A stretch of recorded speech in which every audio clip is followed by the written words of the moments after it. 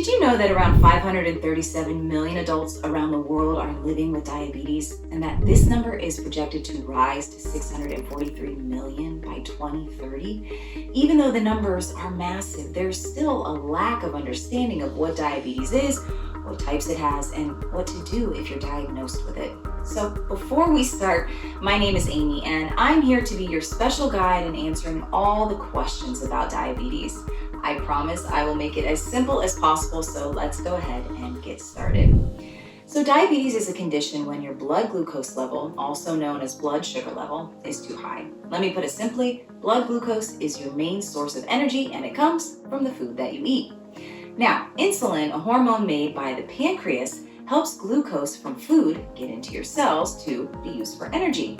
When you have diabetes, your body doesn't produce enough insulin, or it doesn't use it effectively. So glucose then stays in your blood and it doesn't reach your cells. And over time, having too much glucose in your blood can cause health problems. Now, there are two main types of diabetes, type 1 and type 2. There are also some rarer types as well, but today I'm only going to talk about these two conditions since they are the most common. Now let's go through both types step by step. Type 1 diabetes. Type 1 diabetes is usually diagnosed in children and teens, but it can develop at any age. It's thought to be an autoimmune reaction when your body mistakenly attacks the cells that produce insulin. So in this case, your body produces very little or no insulin, so you need daily insulin injections to maintain blood glucose levels and to get them under control. Now, the exact cause of type 1 diabetes is actually still unknown. There may be both genetic and environmental factors, but your lifestyle choices don't play a role here. Type 1 diabetes symptoms can develop in just a few weeks or months. Okay, now here you can see the list of type 1 diabetes signs and symptoms. So if you or your loved one have some of these symptoms, it is best to consult your doctor and get tested, just in case. Type 2 diabetes. Now, that's the most common type of diabetes. About 90 to 95% of people with diabetes have type 2, and it's usually diagnosed in adults. If you have type 2 diabetes, your body doesn't produce enough insulin or it can't use it efficiently. Now, there are several risk factors that may increase the risk, like being overweight or obese, physical inactivity, family history of diabetes, race and ethnicity, age, and history of gestational diabetes. And before people develop type 2 diabetes, they almost always have pre-diabetes. Now, this is when your blood sugar levels are higher than normal, but they're not yet high enough to be diagnosed as diabetes. Now, pay attention to this list. These are the common symptoms of type 2 diabetes. What you need to know is that they often develop slowly. In fact, you can be living with type 2 for years and not even know it.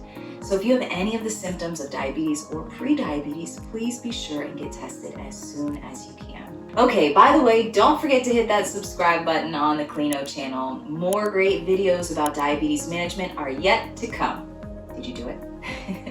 All right, so now that you know the main facts about diabetes, we come to the most important question: what to do if you're diagnosed.